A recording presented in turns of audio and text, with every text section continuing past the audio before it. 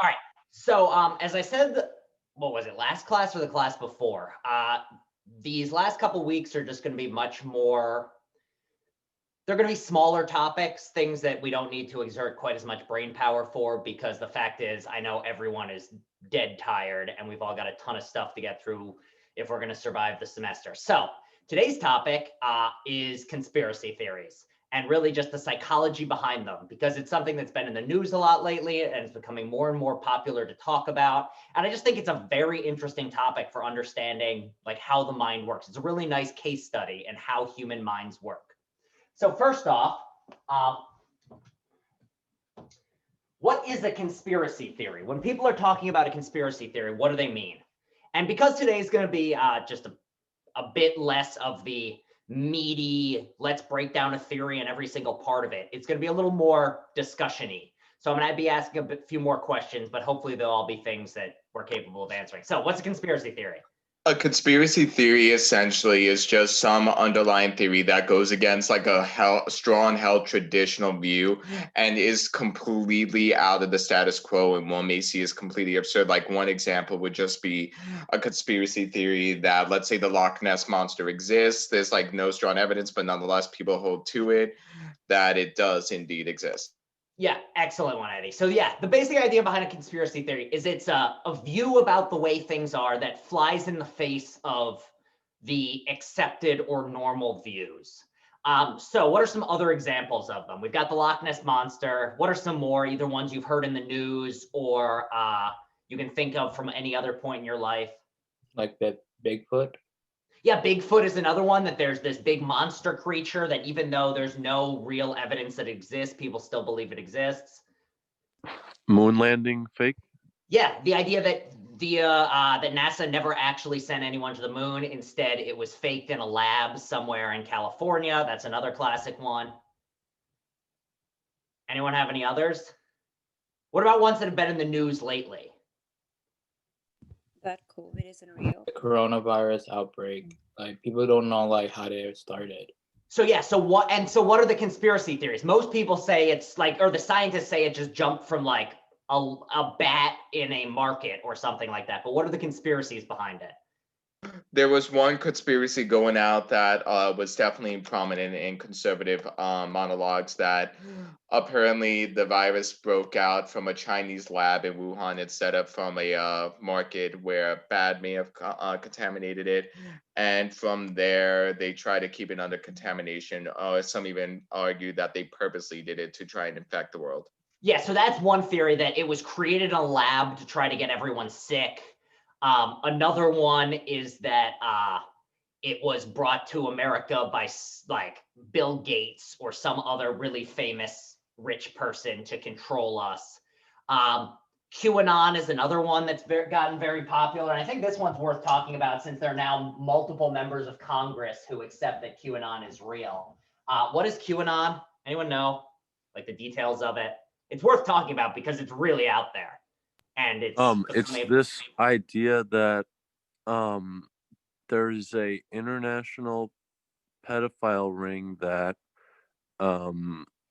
like all these celebrities are like part of, and there's this guy named Q who posts on these websites instructions for his followers on what's going to happen, and that Donald Trump is secretly attempting to stop it because the deep state is trying to.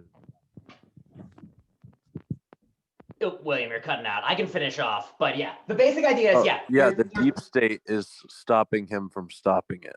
Yeah, here's the idea. There's this, like you said, there's a pedophile ring internationally, and then there's the pedophile ring, which usually is said to involve like the Clintons and George Soros and various other prominent members of the Democratic Party or Democratic supporters are in on it. But there's this thing, the deep state, that is stopping people from actually that's stopping Trump from in his battle to shut down this child pedophilia ring.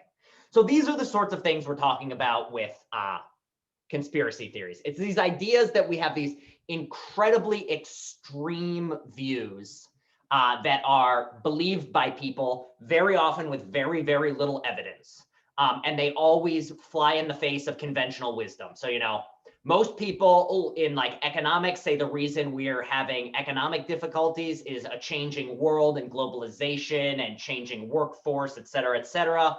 While if you believe a conspiracy theory, it's rather that no, the reason that there's been job loss in America is because there's somebody in power who controls the way things are and wants people to suffer so they get more control. So why are we talking about conspiracy theories right now in this class, as opposed to, well, I mean, one reason is they're fun and they're interesting and they show how the mind works, but why is it that they come up much more in the current political climate or at this point in history?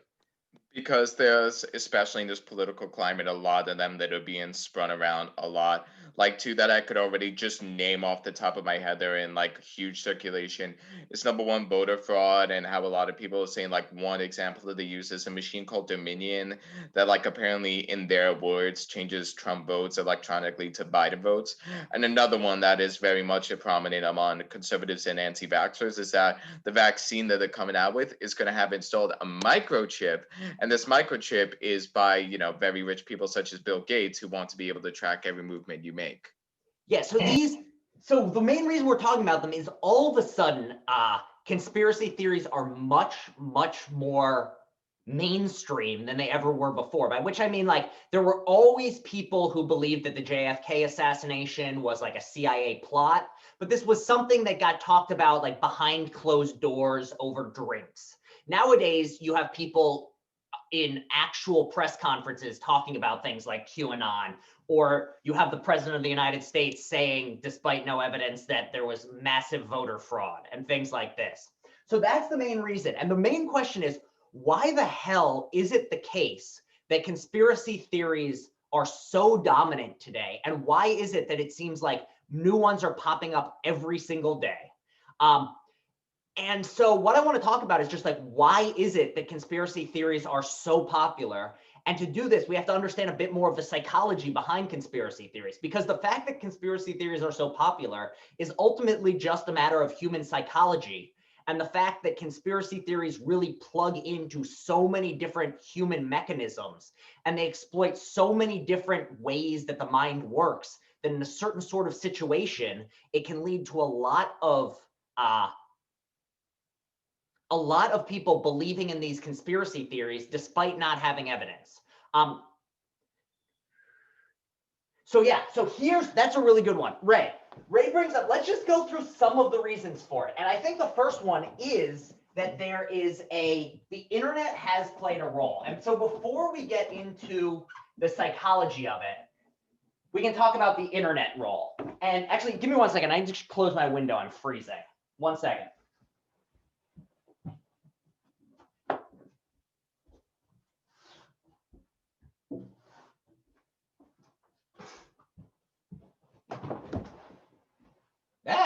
Give me 1 second. I just unplugged my television too. All right.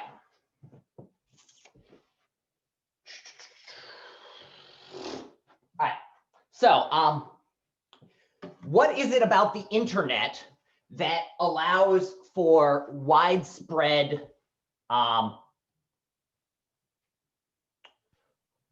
what is it about the internet that leads to these things spreading so easily? Well, for one thing, what is the number one way that we human beings try to find out whether something's true? And one of the major ways we do this is that, well, you ask other people. And if other people agree with you, then, or they say the same thing you're thinking, then you're far more likely to think that what they're saying is true. So, for instance, how do you find out if I'm not responding to your emails and you want to know when the paper's due and the blackboard's down? What might you do? You contact with other people within your Yeah, you group. ask other people. So this is a classic way of like, you go and you find other people who believe this. Now, with the internet, it is much, much easier to find people who have beliefs similar to yours, or to find people, if you have even an inkling that maybe there's someone out to get you, and then you go online and there's lots of people talking about it, this is going to make it far more likely that you believe that somebody's out to get you. So that's one issue, is the internet makes it much easier to come up with these, or to find other people that agree with you. Also, people can be easily manipulated on the news and online. And so here's another thing is, when you're interacting on the internet, you don't know who the person is that's talking. You don't know what their background is. And so if they say something to you that appeals to you, you're far more likely to take it at face value. So these are both elements in which one of the reasons that conspiracy theories are taking off so much is just the nature of the internet and the way in which it's much easier to find extreme views in circulation. It's not just late night talks with your friends. It's rather you can go onto Reddit, you can go onto 4chan, you can find all of these extreme views very easily. So that's the first element, is there's this internet technology element. But the internet technology element only really exacerbates something which already existed. And by exacerbate here, I mean makes worse or makes it more common. But conspiracy theories have been around for a very, very long time. Like if you look in all of human history, like you can find evidence of conspiracy theories. Reading through history, people believed very extreme views, even though there was no internet. So the internet takes something that already exists and makes it worse. But what is it? What is it about the human mind that makes us prone to accept conspiracy theories? And there's a whole lot of different mechanisms. Is that because like people can be easily manipulated by either the news or the media? So it's based on like the people perspective. Like for example, if there's a news and you agree with it based on your personal like political view or like your perspective, then you will agree with it. Yeah, so But if there's you two like different kind of like, let's say for example, if someone says something like, oh, this is not true, and then you kind of like don't disagree with it, then you're gonna say like, oh, this is not true as well. Then you're wrong. You have no proof. Yeah, so here, there's two different things. One in the chat from Ray is saying that one thing is there's this media monopoly and it's making people unhappy. And so the key word I want to highlight here is unhappy. And then what Muhammad just said is there's a second thing, which is we have this tendency, if people say something and we already disagree with it, or we already don't trust the source, then we end up being less likely to believe what they say. Or if they say something that agrees with us, then we're more likely to take it at face value. So there's two different things here. I'm gonna actually take Muhammad's first, which is, what is this thing called where you accept things that kind of agree with your views easily, but you are far more critical of views that disagree with you? Does anyone know what this is called? It's a psychology principle.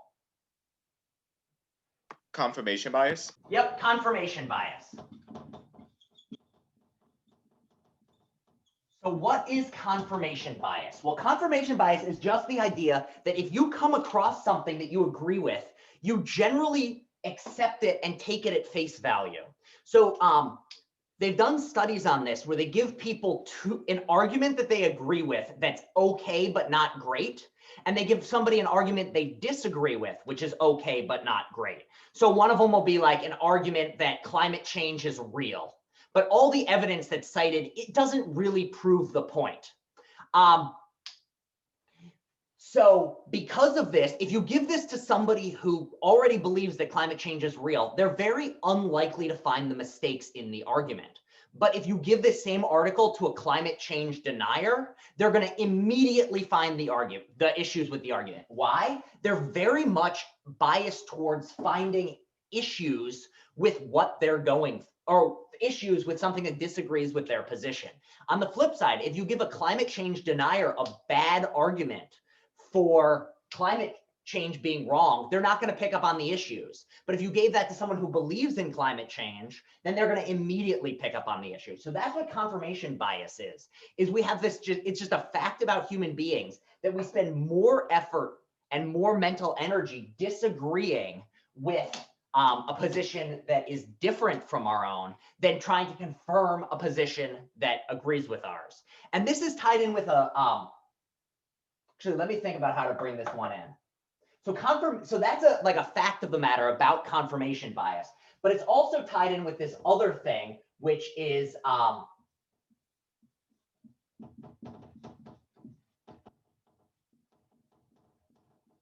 cognitive dissonance. And so how many people have heard the phrase cognitive dissonance before? Anyone? Oh, yeah. Do you want to give a shot of what it means, or I can just go for it? If I'm not mistaken, cognitive dissonance is essentially like you have two contradicting ideas in your mind, and to try and relieve that contradiction, you'll try to make some sort of justification for it in some way, shape, or form, even if it's not even logical. Yeah, so usually what it is with cognitive dissonance is you've got a strongly held belief. And because of this strongly held belief, what you end up doing is and you then get some evidence that goes against this belief, what you end up doing is instead of questioning your belief, you rather reinterpret the situation. And usually what it is, it's a way of making yourself feel good despite the fact that you do something that you, from another perspective, might think is kind of a problem. So that's a really complicated way of saying. Classic case of it to understand this. So sororities and fraternities, rushing. What is rushing in a fraternity or sorority? Anyone know? I know that CUNY's not big on these things, but does anyone understand the general idea behind them? All right, so I was never in a fraternity or a sorority, but from what I understand, the way it works is if you want to join a sorority or fraternity, you have to spend about a semester proving that you're worthy of being a part of this fraternity or sorority. And sometimes they're like very straightforward, simple tasks like, meet friends, blah, blah, blah. But some sororities and fraternities, it gets pretty cruel and very hazing-y. So it'll be the sort of thing of like, if you want to join the sorority, you have to drink so much alcohol that you throw up everywhere. And you need to like bully someone at a party and et cetera, et cetera.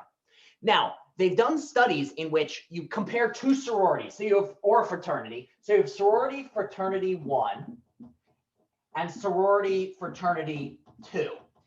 In sorority fraternity 1, the hazing is mild. In the other one, the hazing is extreme. So it'll be something like you have to partake in a sexual activity you don't want to engage in. You have to rub poop all over your whole body. These are actual things that you can read about in the news. Every once in a while, you get a story of a hazing gone wrong. They then go and ask people 10 years later, how much money do you donate each year to your sorority or fraternity? How much money do you give back to them?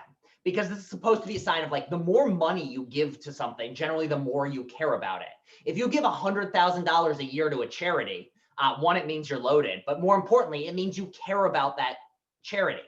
If you don't give much money, that shows you don't care. So in theory, who should like their fraternity better? The one who joined a group of people who never treated them terribly, or the one who joined a group of people that put them through extreme pain and suffering? In theory, who should give more money? Who should like their fraternity more?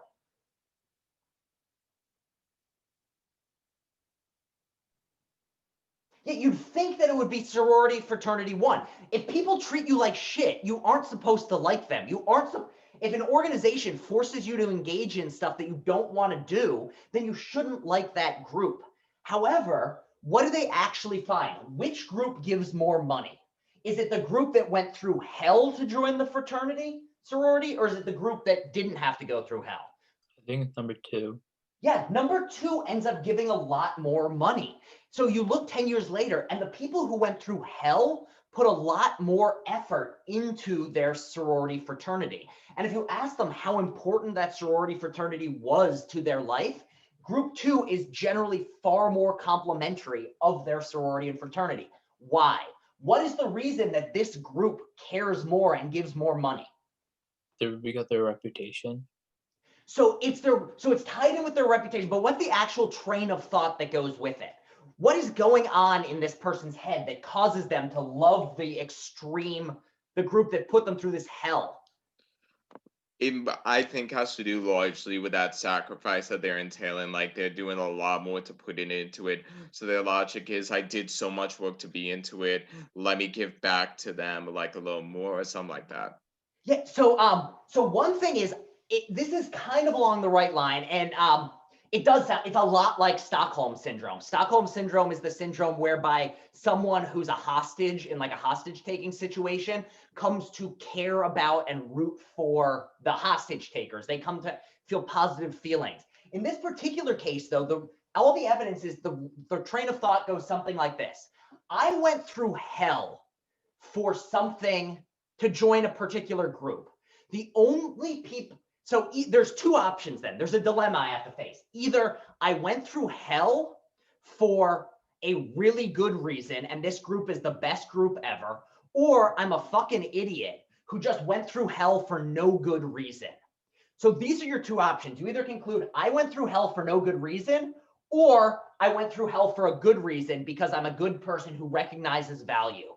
Well, nobody wants to look themselves in the mirror and go, I'm a fucking idiot. Like that's not something we like doing.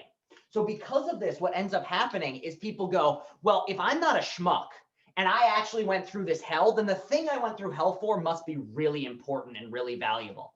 So it's the way of like, if I put myself on the line and I come to this conclusion, therefore, my self-worth and my view of myself requires me to think it's the best thing. And if I have to prove to myself it's the best thing, I'm going to give more money to the group. I'm going to put more effort in.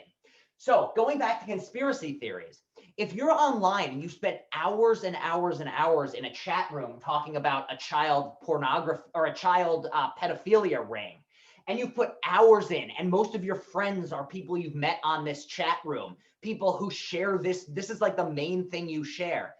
The thought of turning your back on this conspiracy theory is very, very threatening. So part of the reason that we have confirmation bias is that if we don't, if we question the views we already have, that very often leads to our questioning our own self-worth.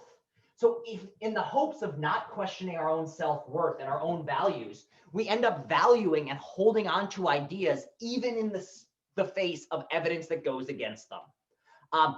And so cognitive dissonance is one of like the most dominant factors in human psychology. And it's just something to know about. You know, people who voted for Trump and then didn't see their lives improve.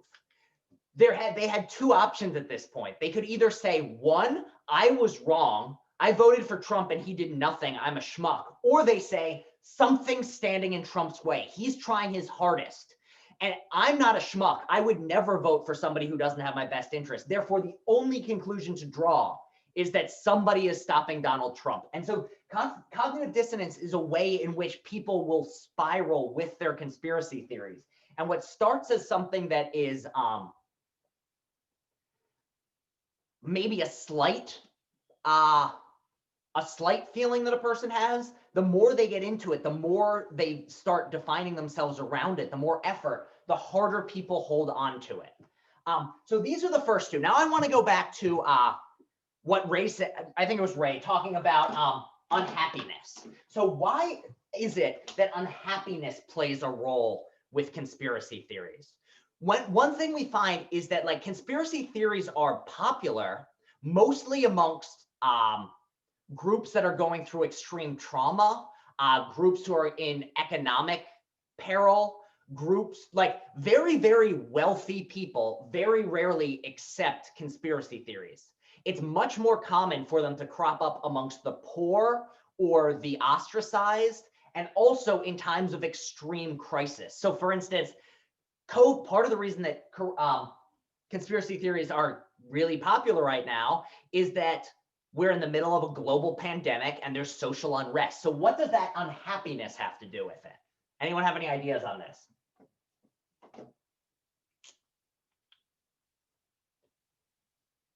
Well, They want to look for a scapegoat.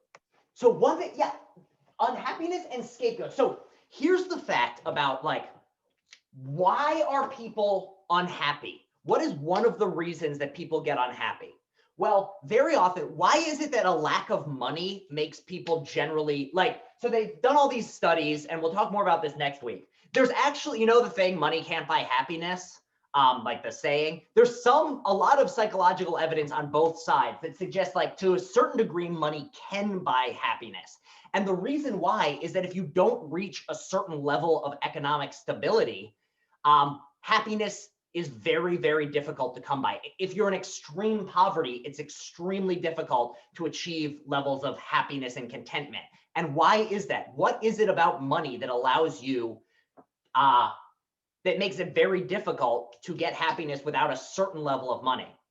It gives you Yeah. more access to things. So that yeah, you access, and there's terrible things that happen. What does money allow for? Money doesn't solve all problems, but there are certain types of problems that money's very helpful with.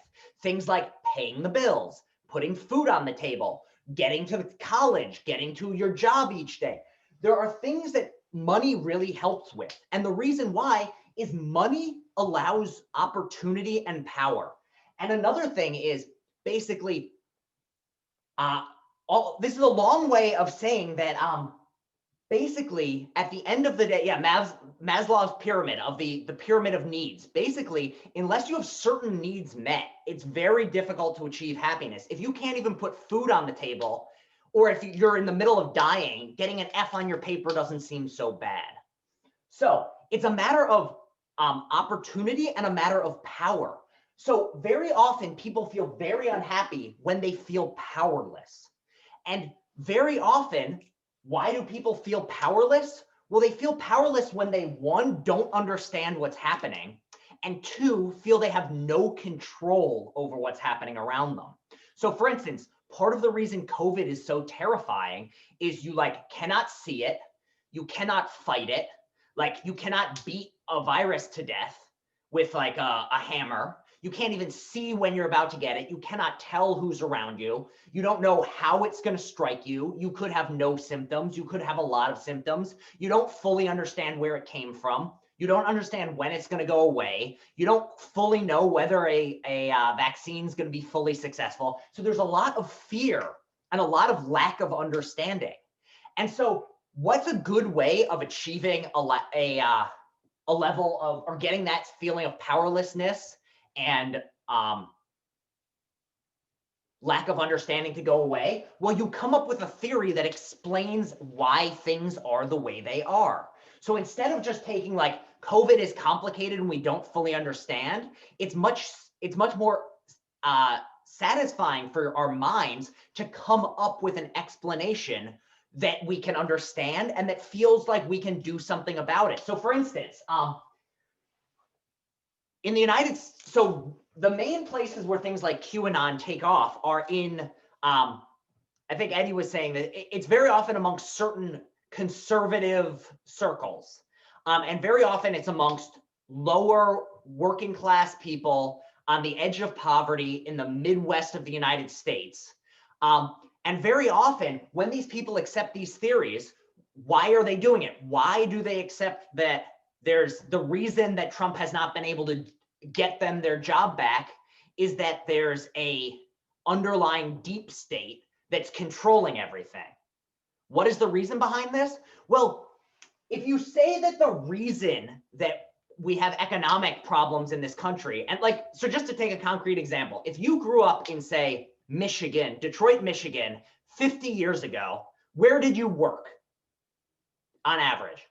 Anyone know this? Car factory. Yeah, you worked in a car factory. These days, Detroit, Michigan has incredibly high unemployment rates.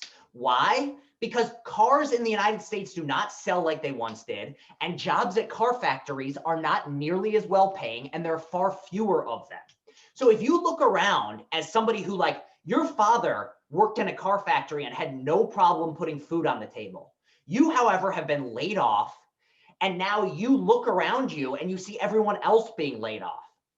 The real reasons behind this are a really, really complicated series of facts having to do with globalization, economic change, companies valuing profits, and the changing demographics and the changing needs of people in a modern world, the changing of our work lifestyles, the changing family dynamics of how many children people have. This is an incredibly, incredibly complicated thing. And if it's that incredibly complicated, you as an individual have nothing you can do to work against it. You have no way to stop these sorts of factors. How can you, person who lives in Michigan, used to work in a car factory and lost your job, fight to get your job back? There's really nothing you can do because the factors that led to you losing your job are so complicated and have to do with, values of steel imports in China. However, if you think that like what's really going on is that there's a deep state which is controlling everything and making a small handful of people wealthy at your expense, then you have somebody you can be mad at. You can blame those wealthy people who are working against you. Not only that, you can find someone who can be your hero and fight against those people. Donald Trump can be the person who fights against the deep state.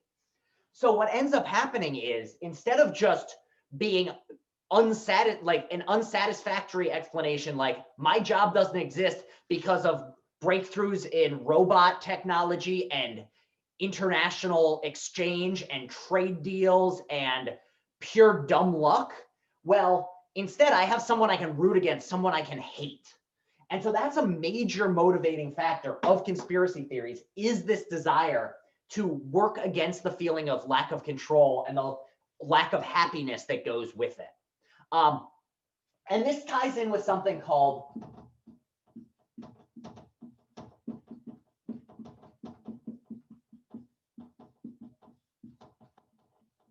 fundamental attribution error. Have people heard of fundamental attribution error?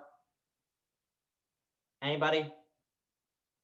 And so essentially what fundamental attribution error is it's an error. It's something we do wrong.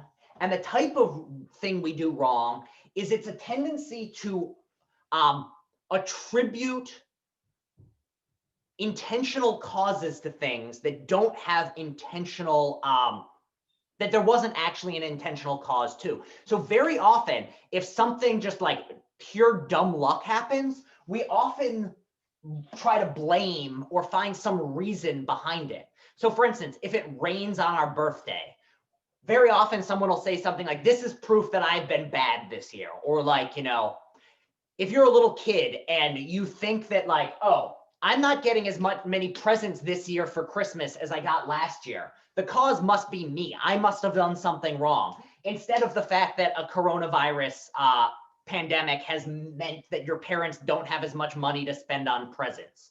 So fundamental attribution error is this tendency of us to attribute to random events in the environment causes by individual people. So it's not just that there's a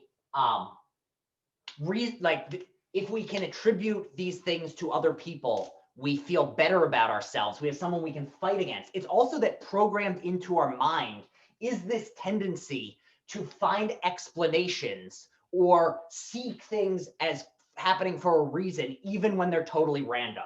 So a very clear example of this is,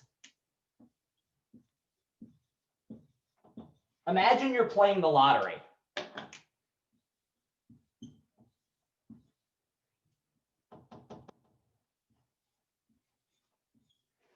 Can everyone see these numbers? We've got 999, 999. And then we've got another 843557. If you were betting on the lottery, which of these numbers is the better one to bet on? If you want to win $10 million, which of these two numbers should you choose? The second one? I don't know. So that's the intuition that just about everyone, myself included, has. And why is it that we feel like this is the better number? What is it about this case? Well, look at these two numbers.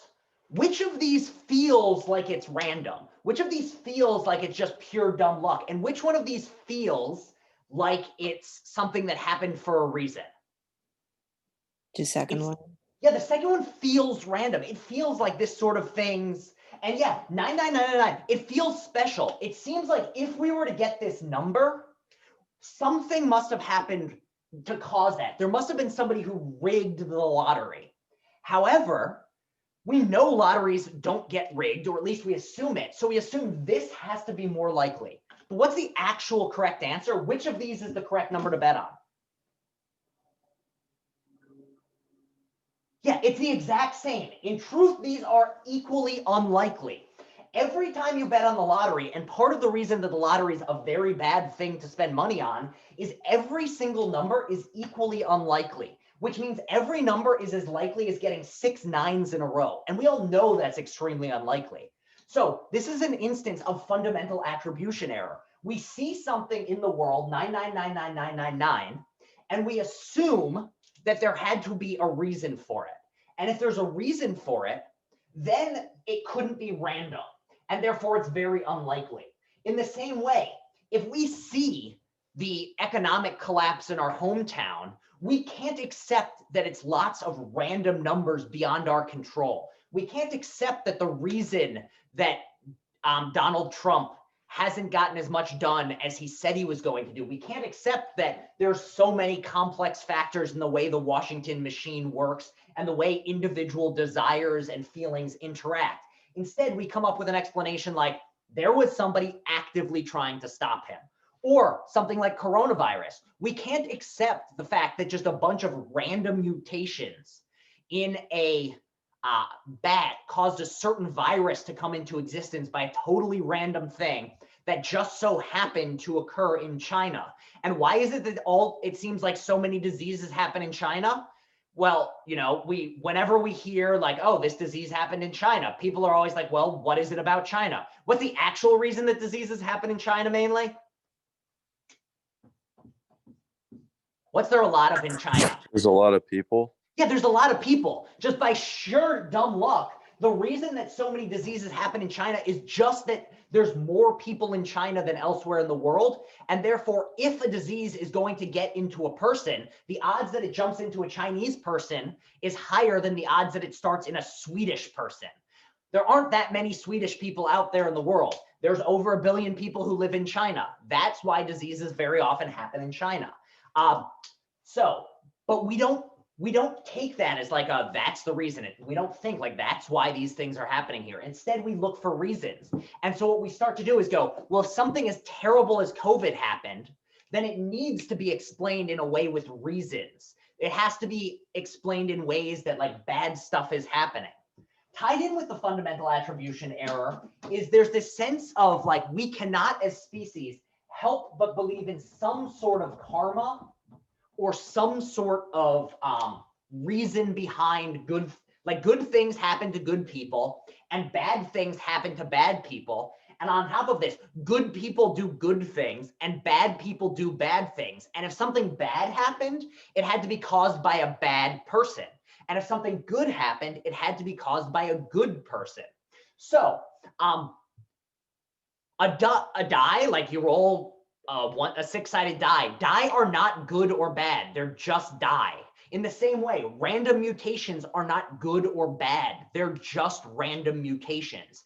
If you are born as somebody with blue eyes, even though the last person in your family to have blue eyes was 14 generations ago, that's just pure dumb luck.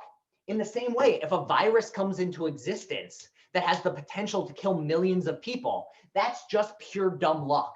But the way our mind works, we don't want to think that bad things can happen for no reason. It ties back in with the feeling of powerlessness. We don't want it to be the case that the reason COVID is a thing is just because we got unlucky. So therefore, we have to come up with an explanation that matches our emotions with it. For something as terrifying and bad as COVID, we need some explanation for why this happened. And for this reason, what we end up doing is saying, well, if that terrible thing happens, somebody must have had terrible intentions to cause it to happen. So that's the other issue. It's not just fundamental attribution error. There's also this element of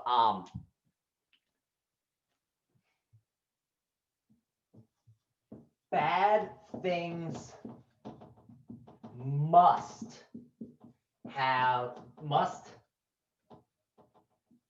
come from evil.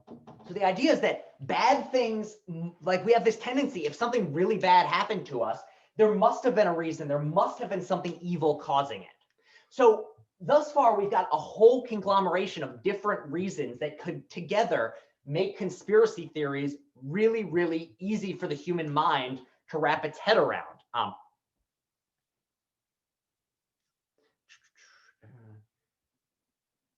but sorry, my type is too big, so I need to scroll up to read this comment. So another part is that a lot of times we're quick to criticize people who have conspiracy theories and relegate them to being stupid, but we fail to have discourse around it and acknowledge their circumstances and their shared humanity. So here's another issue. And this is another major, I'm so glad I cannot see who put this because again, my type is too big on my screen. I somehow made it like size 72. But here's another reason that conspiracy theories are so popular is people. So another issue, and this goes back to the unhappiness and the lack of power. One of the things we want to do to get back our feeling of power, we only want to, it's not just that we want to give an explanation. It's also that we want to feel, very often the people who so people who lose their jobs are one of the things that are very tied in with happiness as well, because especially in certain societies where having a steady job is like a real one, it's the straight up practical effects of if you have a steady job, you can put food on the table. If you can put food on the table, you can feed your families. Another one is just like there's a prestige element around it. And so very often, if you have lost your job and you are having trouble putting food on the table, what you end up doing is, I mean, if this was your situation, if all of a sudden you could no longer put food on the table, even though you had been before, and you lost your job, you're gonna feel like shit. Like if I suddenly, Baruch told me you're not gonna be teaching next semester, I would question my value as a person. I would really be worried. And I'm sure like this is one of the terrible things about unemployment is not just the lack of money, it's the sense of like self-worth that goes with it. And very often the people who lean towards conspiracy theories are these marginalized people who are looking for ways to feel better about themselves. And one of the ways you can feel better about yourself is one, joining a group, and two, actually no, let's put these together. Joining a group that makes you feel special. So it's not just about joining a group. It's about joining a group that makes you feel good about yourself. And one of the ways that you can feel good about yourself is you know something that other people don't know. So why is it that secrets are so popular and so hard to keep? What is the reasoning? Like when you have a secret, how many of you are compelled to try telling it to someone? I know I am. Like I'm one of those people like if you tell me something, I can have a very difficult time keeping it a secret. Why is that the case? Yeah, it's because you have power. You know something that someone else doesn't know. And not only that, like you want to share with people like, ha, ha, ha, I know something you don't. I am powerful. Let me show you. I'm going to share in your power. I'm bringing something to you. So yeah, there's this sense of feeling important. So if you've lost your job, you've lost your economic freedom, you're feeling like shit about yourself, you live in an area where there's a huge drug problem. So as a matter of fact, this is the first time in United States history that amongst white people, the average age of death is dropping. Thus far in our history, every single year, the average age for Caucasians has been higher than the year before until now. Now the average age that white people die is going down. And so if you're somebody who lives like a working class white person who sees an opioid addiction, sees incredible amounts of poverty, you look around and you feel very unimportant. You see very wealthy people succeeding. You see Jeff Bezos as the richest person ever, and yet you are not there. You don't even have a job. Well, you want to feel important again. And one of the quickest ways to feel important is to feel like you know something that other people don't. And one of the best ways to do that is to believe a conspiracy theory. If you believe that there's a deep state that's controlling everything, and even the wealthy people who are doing so well in the world don't know it, they're just pawns. What do people who believe in QAnon, do you know what they refer to people who don't believe in QAnon as? anyone know what the term they commonly use is? It's sheeple. If you don't believe these conspiracy theories, you're sheeple. You're dumb. It's a combination of sheep and people. You're dumb. You're like a sheep. You're just getting shepherded around. Sheep are cute as hell, but they are dumb as dirt. And so this is saying, like, I am somebody who's in on the secret. I am special. I'm a part of the group. I have people I connect with. I have people who make me feel important. Everyone else is just a sheep. Everyone else is just one of these sheeple who's out there and just does what they're told. I'm special. I know the truth. And so this is another reason with conspiracy theories is that you want to feel special in a time in which the rest of the world is telling you you aren't special. And so when you combine all these things together, especially with going back to the internet, it is much easier to find other people to form a group with, people who you can together call the other ones sheeple. In the same way that, like, the impulse of liberals who laugh at conspiracy theorists is the same impulse as the conspiracy theorists laughing at the liberals. In both cases, it's a look at how good I am. I know something that they don't know. These idiots are listening to a conspiracy theory, or these idiots don't know that the deep state is controlling them. And so when those two things are, the impulse is the same. When Saturday Night Live makes fun of a certain group of people for believing a conspiracy theory, the goal is to make the viewers feel connected and have something that others don't. However, on the flip side, that's the exact same impulse that is making people believe in a conspiracy in the first place. It's the same psychological mechanisms. So all of these things together end up making it the case that people in the modern era are very, very likely to accept conspiracy theories. You've got the fact that we live in an ever more complicated world, meaning that if we want to take things, so another thing is that a lot of these same issues apply to non-conspiracy theories. And here's another issue is that very often the things which lead us to believe something, even if it's true, are very often the same mechanisms that lead someone to believe a conspiracy theory. And so there is this problem of how do you, if the ways in which, one of the reasons that it's so hard to argue against someone who believes a conspiracy theory is very often the evidence you're drawing on to go against their conspiracy theory is something that you're relying on experts to tell you. So it's very hard to prove to someone that you're not a sheep person, because the evidence I would give that climate change is real is that, you know, scientific studies show this, scientific studies show that. But the fact is that I do not fully understand the science, and I'm relying on climate scientists to tell me the truth. And so if I don't, so I guess this is another reason that it's so hard to fight against conspiracy theories, is it's once a conspiracy is embedded, it's very, very, very difficult for someone on the outside to disprove it. Because how would you even go about proving that you're not a sheep person? Well, the sorts of evidence you'd point to, the sorts of things you'd say, like, I know that climate change is real because I've talked to the climate scientists, or I've read these things. Well, what's somebody who believes that climate change is a hoax going to say to you? Well, they're going to say that the only reason you believe this is because you're one of the sheeple. You believe this because you were told to believe it. So it's very, very difficult to get out of this sort of circle or to convince someone that the conspiracy theory is wrong. Especially combine that with cognitive dissonance. If you're a parent who feels that I'm not going to give my child a vaccine and then your child dies, well, you can't admit to yourself that you're a bad parent. So instead, you have to come up with a much stronger theory, and you jump in even more on board. And anyone who comes to you and says all the evidence is bad, you say, you just believe that because you're not in on the secret. I have a reason to believe these things.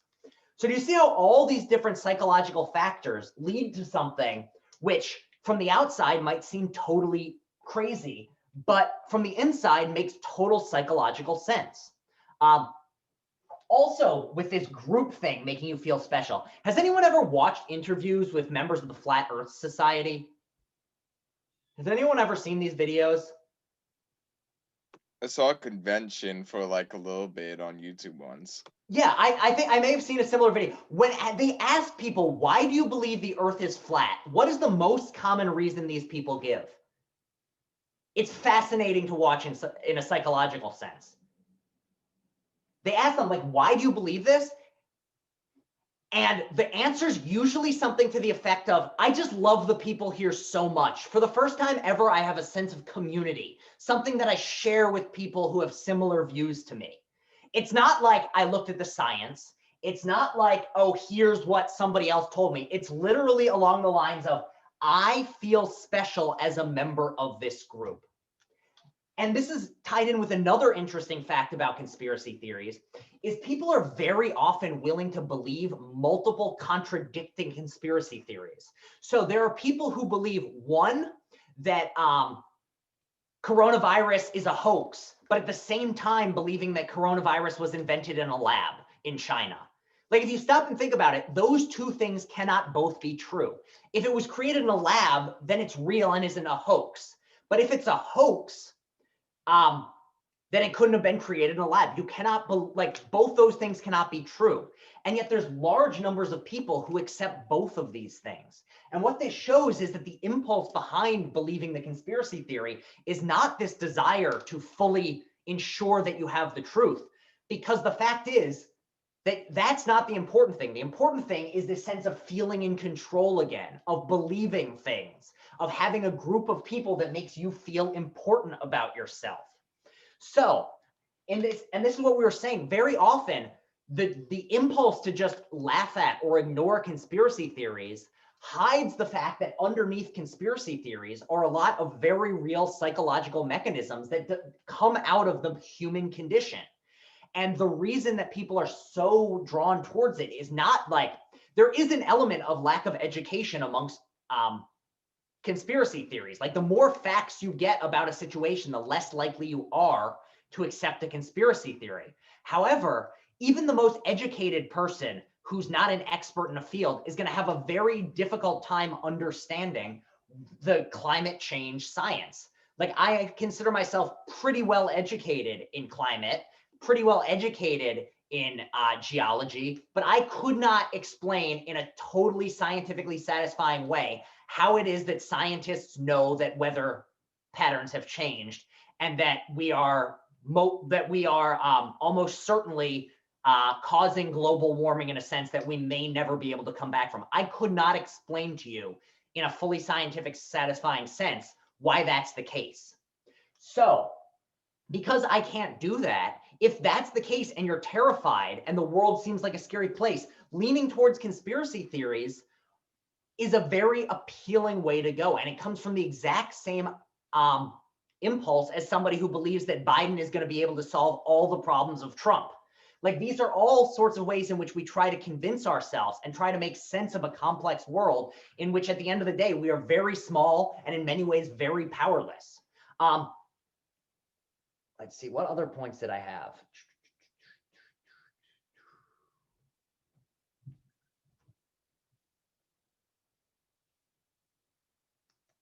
So yeah, there's another element with conspiracy theories. They've done a lot of studies on this, and very often the people who are most prone to believing conspiracy theories are those who have the least trust in authority. So those who feel like they've been screwed over by the system are far more likely to believe conspiracy theories and not believe the official accounts. Simply because if you don't trust people, then you have no reason to trust the official account, and anything that tailors itself as not the official account is going to appeal to you. So is the psychology philosophy behind conspiracy theories similar to that of religion?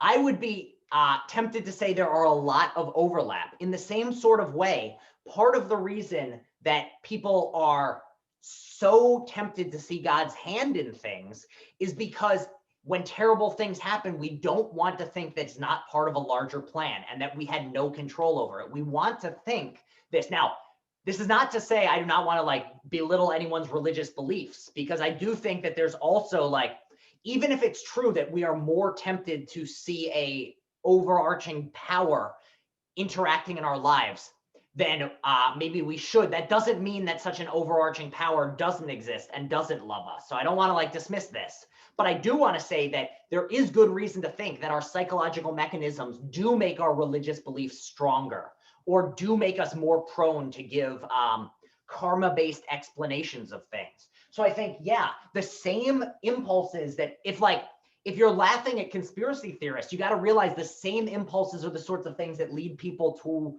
religion, that lead people to politics, that even lead people to sports teams.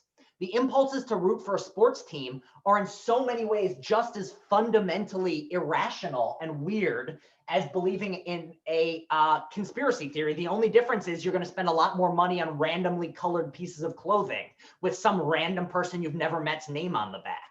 All right. So if this is conspiracy theories, here's the psychology. Why should we care about it? Why is it that conspiracy theories pose, if not a problem, something that at least is worth talking about? So they're so popular today. And what's the potential problem with conspiracy theories? What is the possible worry here that these things are so dominant?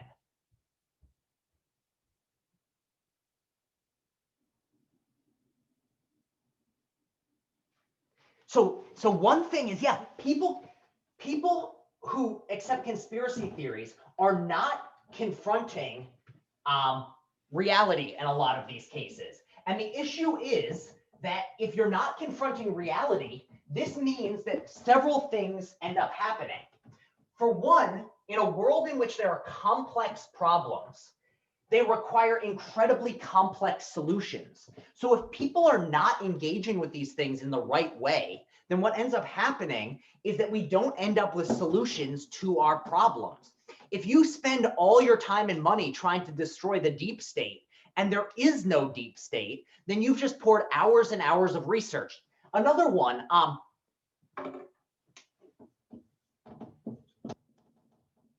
what was the Black Death? Anyone know? What was the Black Death? A plague that invaded Europe during the mid 14th century, and it literally demolished anywhere. Historians predict from 1/3 to even half of the European population. And a lot of conspiracy theories did come out during this time. One of the most prominent ones was that this was a plague by the Jewish people. The Jewish people plagued, like the waters, I think, was one that they highly did in the well system. So there were mass genocides going on throughout Europe of Jewish populations. That's exactly, you took this exactly where I wanted to go with it, which is, yeah, Black Death was a time in Europe in the 14th century, almost half the population died. People came up with conspiracy theory explanations, and one of the most prominent ones was that the Jewish population had poisoned the wells. And so what ended up happening is large numbers of Jewish people were murdered. Just, there were huge pogroms, people were killed. Were the Jewish people actually responsible? No. What actually caused the Black Death? Anyone know? Yeah, it was actually a flea that lived, a bacteria that lived in a rat that was bitten by fleas. So the way it worked is you have a rat, I'm not going to draw, but the rat has the disease, and then a flea comes along, lands on the rat, drinks the rat's blood. It now has the disease in it, and the flea then jumps to a person, and now the person has it. So killing the Jewish population in no way solved the problem. In fact, by gathering up in large numbers to collect Jewish people and kill them, you are actually increasing the likelihood of the disease. So in the same way, so this was a case in which if you don't actually if you go with a conspiracy theory, you don't actually solve the underlying problem. For instance, COVID, part of the reason that COVID has taken over in this country is the percentage of people who are not willing to accept that it's real and not willing to accept that masks are helping against the spread of the disease. And another thing is, yeah, these are sorts of things, these are coping mechanisms where if you do not understand it and you don't, it is terrifying to live out in a world in which you don't understand what's going on. Therefore, we come up with these coping mechanisms to help us deal. So one of the issues is when we go with these coping mechanisms, though, we don't actually solve the problems, and we keep around the very circumstances that led to our needing a coping mechanism in the first place. If the part of the reason we need coping mechanisms right now is because there is incredible racial injustice in the country, and because there's a pandemic which is killing hundreds of thousands of people. If we didn't have this pandemic, we wouldn't need the coping mechanisms. In the same way, if there wasn't incredible economic inequality, we wouldn't need the coping mechanisms. However, by going with conspiracy theories, we aren't actually solving any of the problems. Instead, it's, you know, putting a Band-Aid over a gaping gunshot wound. It's not going to solve the issue. And then there's another reason to think that conspiracy theories are dangerous. On the one hand, while a conspiracy theory is in the short term can make you feel better. Like if you think that the reason you lost your job is that there was somebody out to get you that you can blame, in the short term, it is much, much more satisfying. But the psychological toll it takes on you to believe in a world in which there are dark, sinister powers everywhere controlling you is absolutely exhausting. And it can literally break people down. So part of the reason why so there's this famous study with rats and heroin. So early on in the study of rats, they were studying drug addiction on rats. And what they would do is they'd give a rat water with heroin in it. And they kept the rat in a little cage. And the rat would drink the water, it would get high out of its mind, and then would, you know, heroin around in its little rat cage. And then once the heroin wore off, it would go back and press the bar again. So this is classic addictive behavior. If you are in a situation, you've tried the substance, it ended up in your circumstance, made you feel good, so you'll go back to it again and again and again. And so from these conclusions, people are drawing this conclusion of organisms are not able to fight against addictive behaviors if there's a chemical component to it. However, then another researcher came along and he thought, wait a second, is it really that the rats have a absolute inability to control this desire for heroin? Or is it just that the rats are bored out of their minds? You know, think about what it would be like to live in a cage all the time. Like that would be a terribly boring life. So what this researcher did is they made like a rat playground, a giant rat cage with tons of toys and tons of different levels, and the rats had more room. And then the rats were given heroin. So what ended up happening with these rats? Anyone have any guesses for what ended up happening? So you give the rat in a big happy playground, give it a chance to try heroin. Anyone have an idea of what the rat ended up doing? Staying on the playground instead. It tried it once, decided it didn't like it, and never went back. So there's this strong thing of we only end up looking to these needs to make ourselves feel better in the short term when the long-term problems, are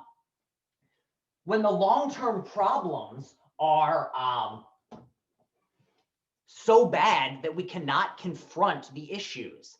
Now, Ray brings up a great point, which is how at the end of the day do we separate science from these other sorts of conspiracy theory type things? Because the fact is, we're attributing causal relations to events, even if we don't see these causes happening. Even if we don't even with gravity, I've never actually seen gravity pull something down. All I know is that scientists say there's this thing, gravity, and every time I've dropped the pen in the past, it falls. What is it about the science that separates it from conspiracy theories? And it seems like all you can do is look at what the explanatory power of these things is. You have to go in, so to one degree, in one degree, I think to a certain extent, science is a faith-based activity. You need to accept certain baseline principles, without questioning them. Like the fact that if you've done something a lot, then it's a good sign of something underlying it. Like that's just a fact that you have to accept about science. However, I think the payoff of science is such that it's a rational thing to accept scientific explanations. And yeah, so one of the key ideas of science is that you have to do it multiple times to prove that it's correct. Now, this is not to say that all science is good, or that just because something isn't scientific doesn't mean it's not true. There are many things in science that we kind of believe, like, or there are many everyday things that have not been shown in science, and yet anyone would be very unlikely to think is wrong. Things like beliefs and desires. We have not been able to, isolate a belief and a desire in a lab. However, so in the same way, like conspiracy theories are in a certain sense, and part of the reason why conspiracy theories are so popular is that they do have a similarity to scientific explanations in a certain sense. In both cases, you're trusting somebody else to give you an explanation. But the thing that really separates science from conspiracy theory thinking is that science is usually based on multiple rounds of evidence for your experiences. And also it provides you with explanations. So for instance, if you say that, Bill Gates is behind COVID, you don't have any evidence to support that claim. While in science, at the very least, you're pointing to evidence to show that that's the case. Now, sometimes your evidence in science might not be good, or it might not actually show what you think it does. But there is kind of an element of what you need to do to separate the two is look to like what the payoffs are. Also, the same, like the method of trying again and again and again to come up with explanations of underlying causes is something that served us well practically. Like the fact is that when scientists, when vaccines are tested, the testing approach of try it once, does it work, try it again. It's been successful with things like penicillin. It's been successful with other vaccines. Well, the impulse to follow a conspiracy theory isn't going to get you the same payoff. So not only is it the case that conspiracy theories are,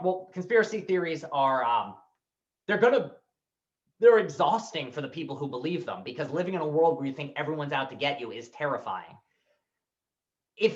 However, on the flip side, there can be downstream effects that are going to be negative. If we want to tackle the problems of the world, then you need to have some agreement and come to some accurate consensus of what the problems are. However, Ray is correct that at the end of the day, it is part of the reason why conspiracy theories are so hard to get rid of, is because the same mechanisms that are apparent in conspiracy theories are there in certain sorts of scientific explanations. And from a bare basic level, it can be difficult to tell the two apart. All right, I'm exhausted from talking and my voice is hurting. Does anyone have any last questions before we stop for the day? All right, in that case, if there's anyone who has sent me paper drafts, as I said at the start of class, I will be sending those back.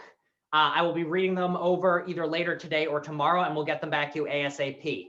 Have a great Thanksgiving, everyone. I hope nobody's traveling too far and getting sick, but enjoy your families, stay safe, stay healthy, enjoy the holiday as best as you can. Have a good one. Thank you.